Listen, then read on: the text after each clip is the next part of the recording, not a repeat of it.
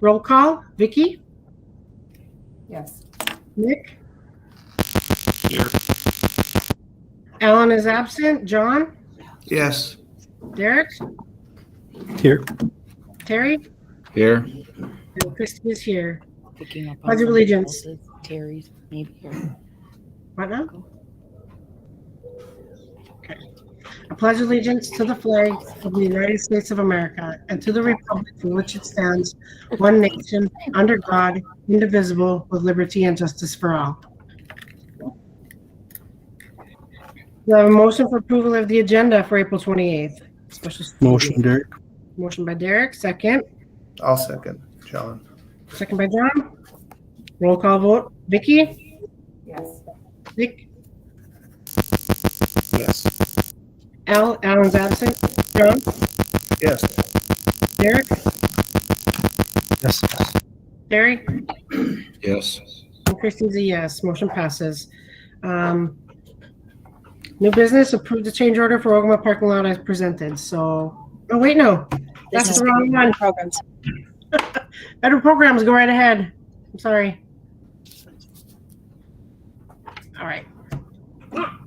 So we have an approval of the agenda and go ahead with new business 5.1, Indian education program, federal programs and budget.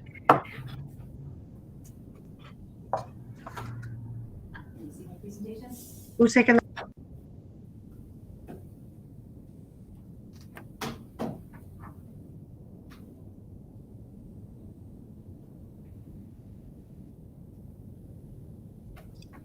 Who has that? I am.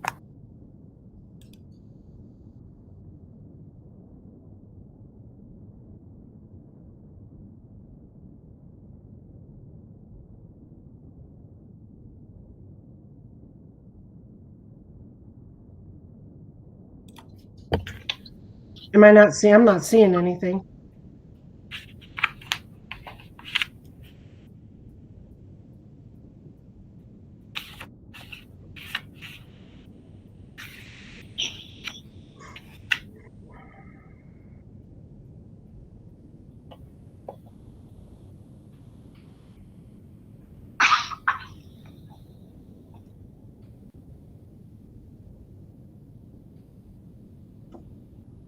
What's going on? Lisa, you're muted. I don't know why it's not sharing.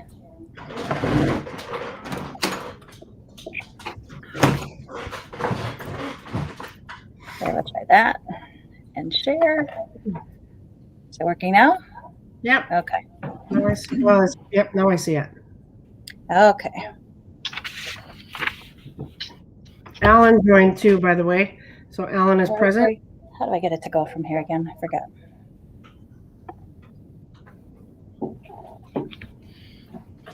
To this?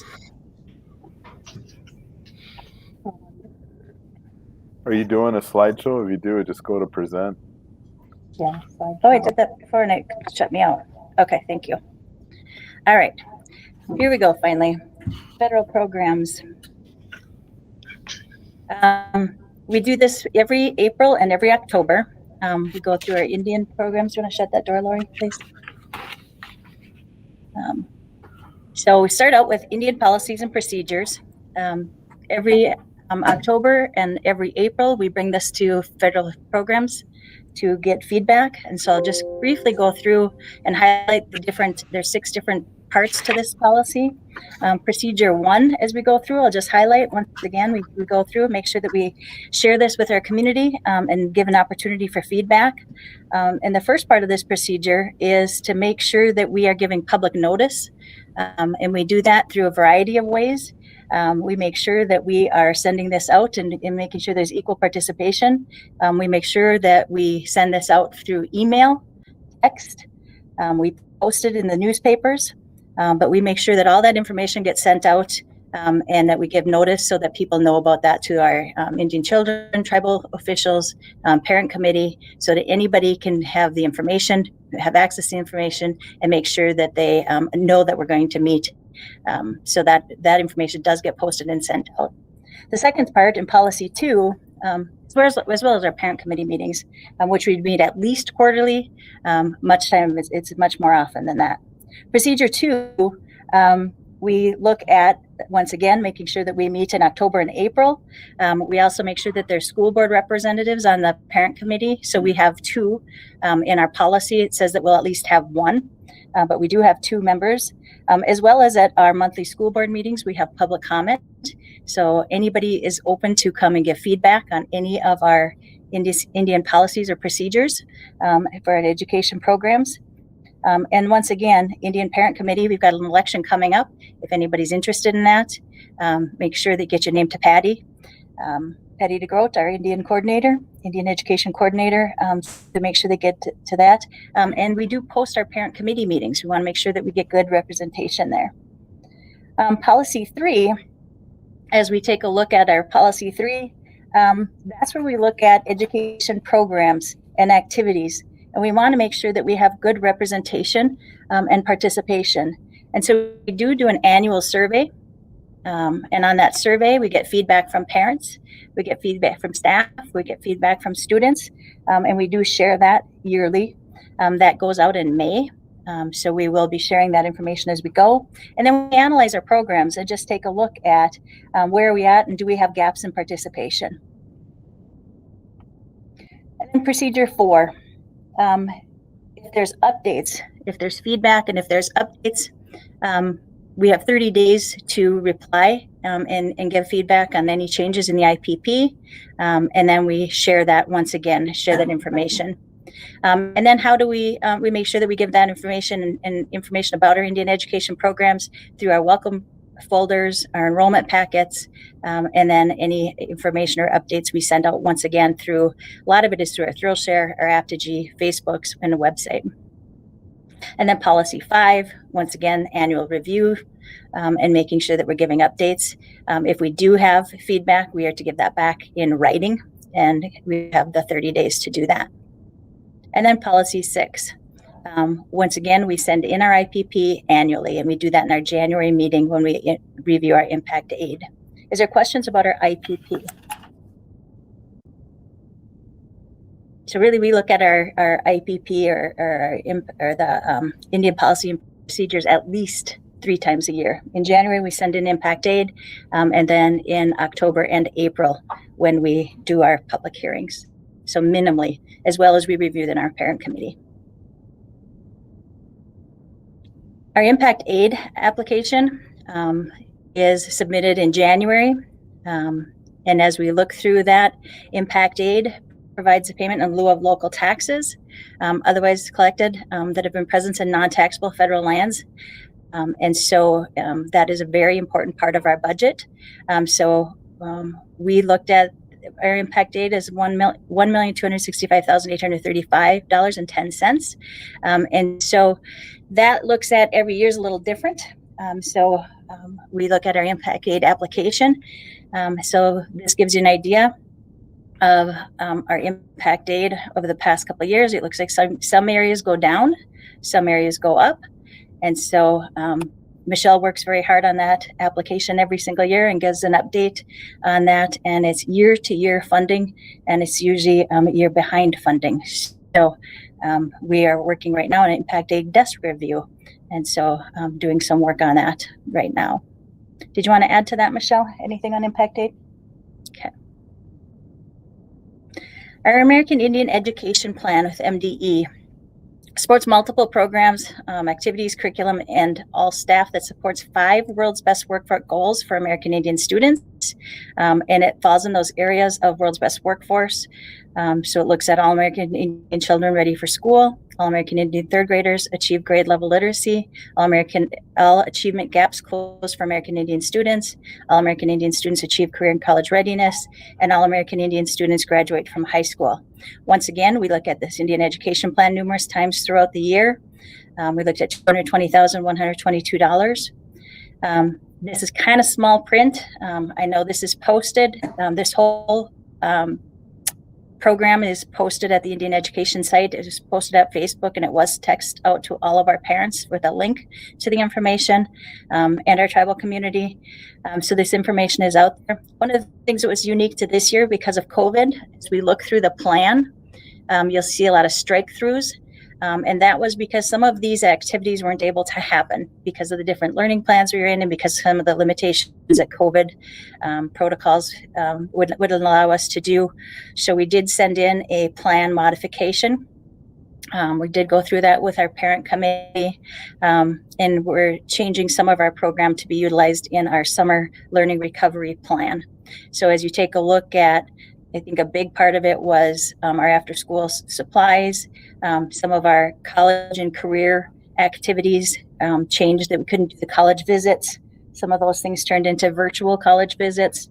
And so as we look through a lot of those different areas, we had to transfer and are doing now in the learning summer activities. So I won't go in depth, but know that these areas are available for you to look at. And you can get a hold of myself, Patty DeGroat, Eric Martinez, Lori Johnson, and we can answer any questions that you may have. Patty, did you want to add anything, or Eric, Lori?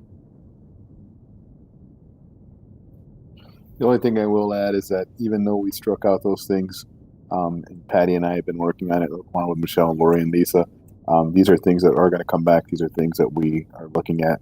If you look at the district goals and what we've accomplished, even though we believe highly in the summer programming, we also believe in the things we had planned.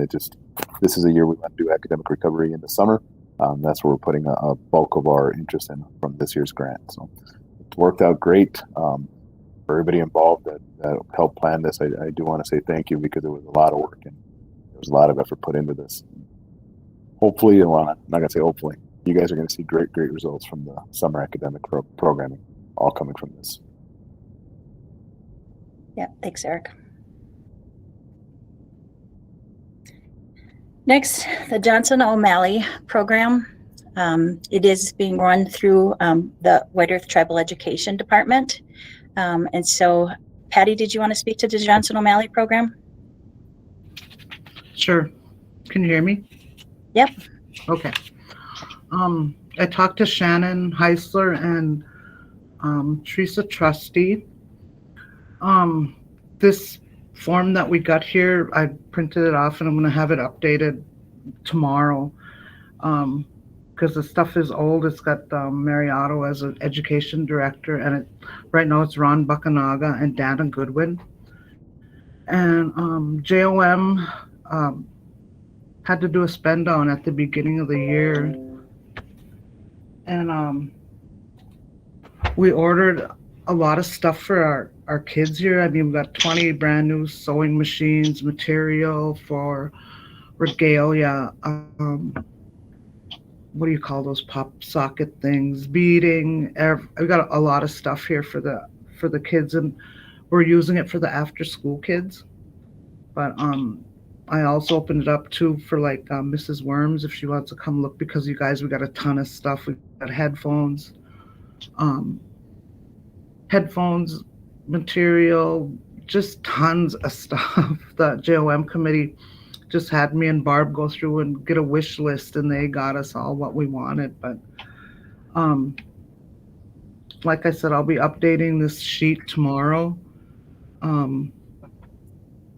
And let's see, it has allowable costs. Like, oh, we did get some instruments for the band.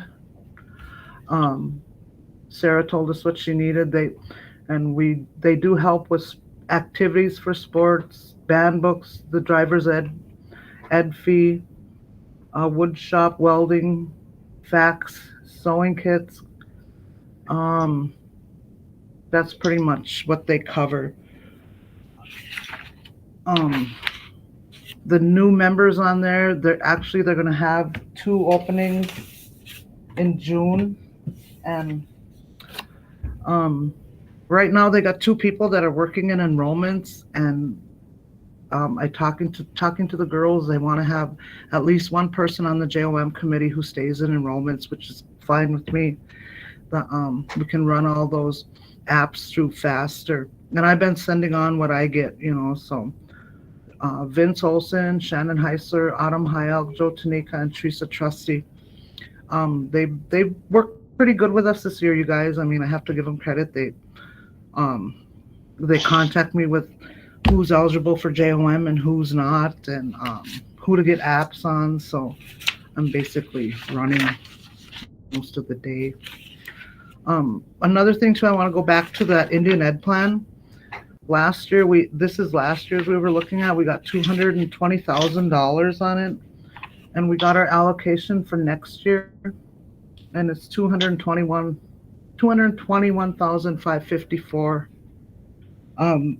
So we're up $1,000, whereas on the Title VI, I think we're like $1,000 down. So it evens out. We're pretty much where we were last year at this time. So let's see. Any questions on JOM?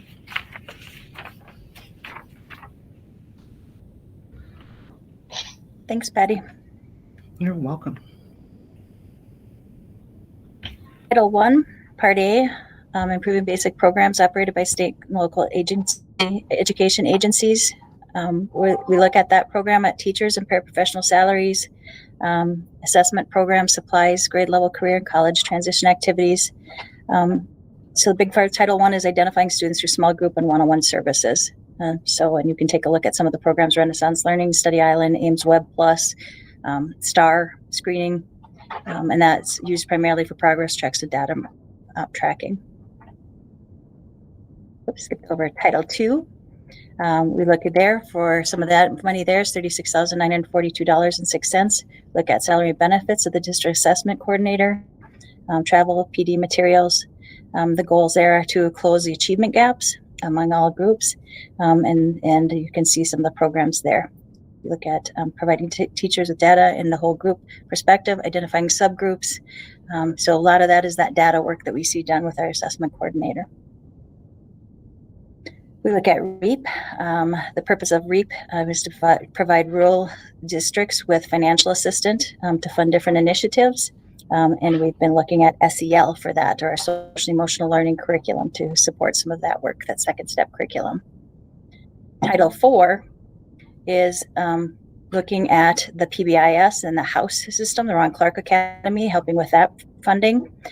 So those PBIS initiatives, Newsela, Generation Genius, Science, 5 through 8 SEL supplies, and the renewals for second step. That's $27,604.91.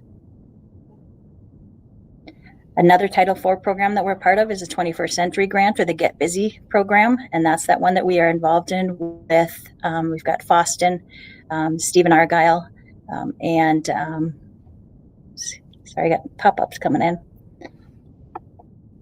and Erskine. So we working with those with 3 other districts.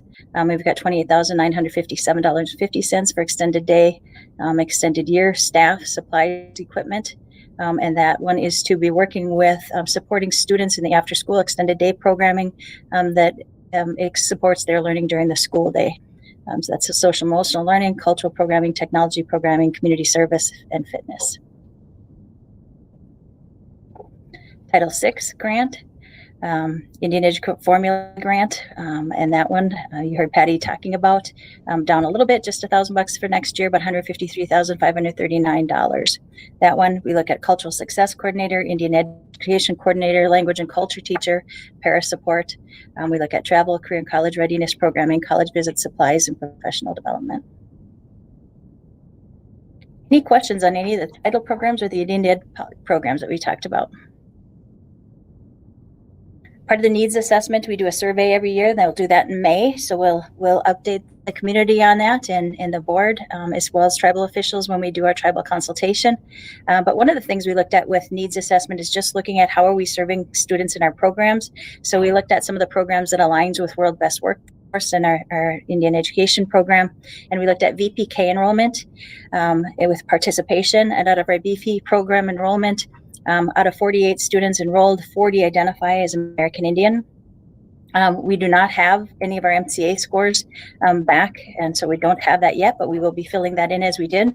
We looked at our activities, and as far as students that participate, and you can see, I will not read all of these numbers, but as you can see that the number of students that are participating in our different activities, the number of students that are self-identified as American Indian, and total participants, we have great participation in our activities. And so that's one of the things in our policy is we want to make sure that we have all that our American Indian students are participating, and we do have great participation. As we take a look at career and college readiness, college and the high school classes, 8 out of 12 students self-identify as American Indian. 24 students took the ACT. No scores were available at the time we put this together. 22 out of 24 identified as American Indian. With AP students, 3 students taking the 6 AP exams, 1 identified as American Indian, and all American Indian students graduating from high school. The Waubun secondary graduation rate for Indian students was 90.2 for the high school, 90.12% for high school. And when we include the ALC and ALP, it was 70.83%. And so we will include the published MCA data, learning gap referrals for summer school, and then growth targets for tribal consultation if we can get that data in time for a tribal consultation meeting, and then send that out to a parent committee and the fall Indian and federal programs hearing. Are there any questions on anything I covered?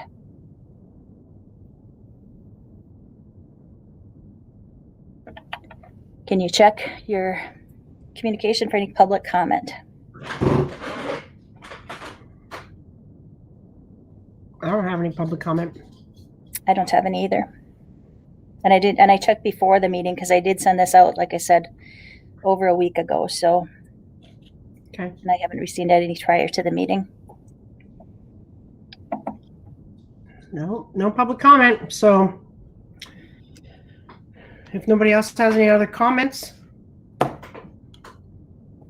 we are ready to go. Do I have a motion to adjourn? I'll motion, John. By John, second. Nick. By Nick. Roll call vote. Vicky? Nick? Yes. Alan? Yes. Yes. John? I think you said yes earlier. Derek? Yes. Yes. Terry? Yes. Christy is a yes, and we are adjourned at 6:06. So with that, we will go right into the next one since we are late. So I will call the meeting back to order at 6:06 p.m. Roll call present for the Waubun Media Center meeting. Roll call, Vicky? Yes. Nick? Here. Alan? Yes. Here. John? Yes. Derek? Yes. Terry? Yes. And Christy is here. We already did the Pledge of Allegiance, so don't do that again. Do I have an approval of the agenda? Special school board meeting. Motion, Nick. Motion by Nick, Second, Derek. second by Derek. Okay, roll call vote. Vicky? Nick? Yes. Al? Yes. Ron? Yes. Derek? Yes. Terry? Yes. And Christy is a yes. Motion passes.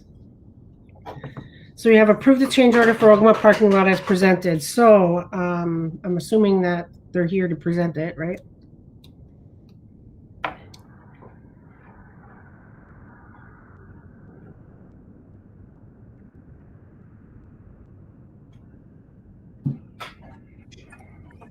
Yeah, Jordan, did you want to speak to? Do you want to speak to the change orders, or do you need to say anything? I can talk a little bit. I think I gotta get on that.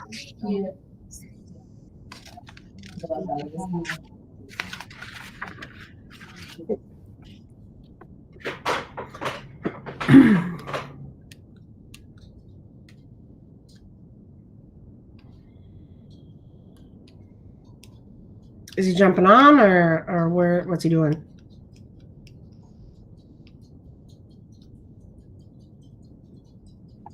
going to turn it over to Jordan. ICS is going to just do a quick presentation. Okay. All right, thanks everyone. We got the right link now, so I think we're in the right direction. Just going to share my screen real quick. So the purpose of this meeting tonight was to approve change orders that we've prepared for the Ogama parking lot project. So I did send those out to Lisa ahead of time, and so those should have all been sent out with the agenda. But can you all see my screen right now with the budget on it? Okay, so I'll zoom in a little bit, but originally we had the SD estimate based off the conceptual drawings when we didn't really have any detail. So just to recap how we got to the point we are.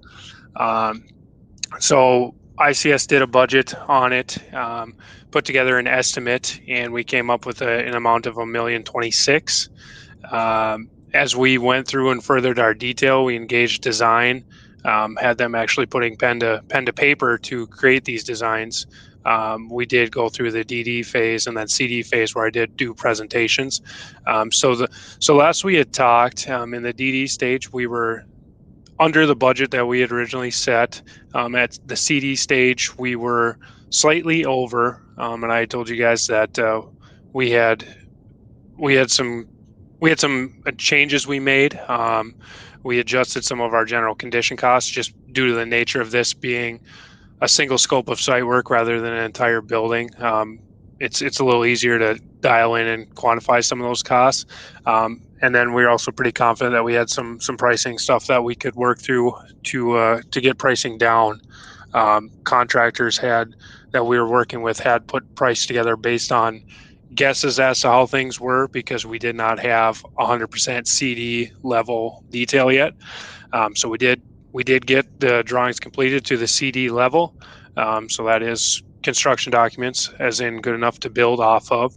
And so when the contractors did get that pricing back to me, we did come in just about $3,000 under budget. So the two change orders we have are for civil, for site work to Gordon's, and then the electrical to Ace Electric for the parking lot lighting. So these dollar amounts reflect the two change orders that we are looking to approve tonight. And we have our same general conditions, fees, and contingencies that we've been holding since CDs. So that being said, that was just a quick recap of how we got to where we are. We are recommending to approve these change orders and proceed with the work. And I guess that being said, are there any questions?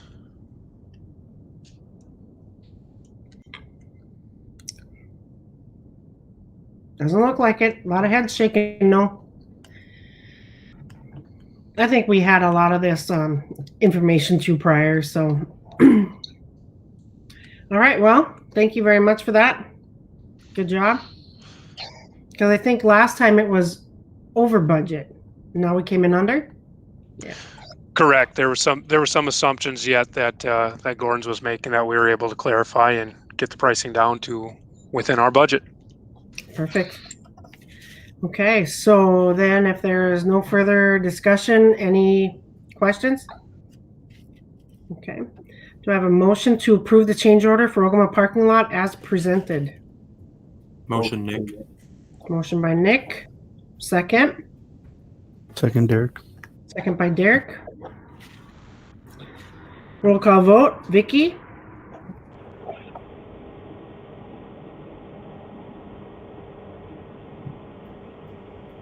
Ready? Yes. Nick? Yes. Alan? Yes. John? Yes. Derek? Yes. Terry? Yes. Christie's a yes. Motion passes. Well, I look forward to that. It'll be interesting to see how that looks like. Motion to adjourn. Motion, Derek. Motion by Derek. Second. Second by John. I wish we could do the all in favor. I think can we go back to that? Nikki? Yes. Nick? Yes. Alan, Yes. John, Yes. Derek? Yep. Harry? Yes. And Christy. Before we adjourn, I just have one more question. Something came, not for you guys, not for you, Jordan, that's okay. But I just got something in the email about these Zoom meetings and things about quorums and stuff like that. Did you get that, Lisa, from MSBA? Yeah, they said that we could start going back to regular meetings. Then you all need to be here, and then we have to be in a room large enough to still do the social distancing. And you have to be ready to allow anybody who wants to be on site to be on site. So if we did that, we'd need to go back to the cafeteria. And then nobody, if you were going to be off site, then we'd have to do it how we did before, that you would have to have it posted that, let's say, if Alan was going to be off site, we'd have to say Alan's going to be this place, you know, he's going to be at home and he has to be able to be accessible by, you know, he's going to be meeting, a technology meeting remotely at this site, and he has to be at that site. Okay. So we have to go back to those rules. So if we want to make a commitment to saying we're going to all be on site again, and then go back to those rules, and then probably out in a place that's large enough that we would accommodate social distancing, then we could do that and be in person. And so we talked about that at our superintendent's meeting. And some are choosing to do that, and some are choosing to stay remote because it's too hard to accommodate people on site and social distancing. And then people are choosing to have that flexibility. So I was going to send it out to you guys and kind of just take a poll of what you want to do. I'll accommodate whatever you guys choose to do. But then you'd really have to make the commitment to being on site and accommodating being somewhere large enough to accommodate, the community being on site. And then what would you want to do with having public meetings? Would you want to still have it, open to the public to see virtually? Okay. Well, I guess we'll think about that. We'll Yep. come back and visit about that. All right, we are adjourned. 6:16. Thank you, everybody. Thank you.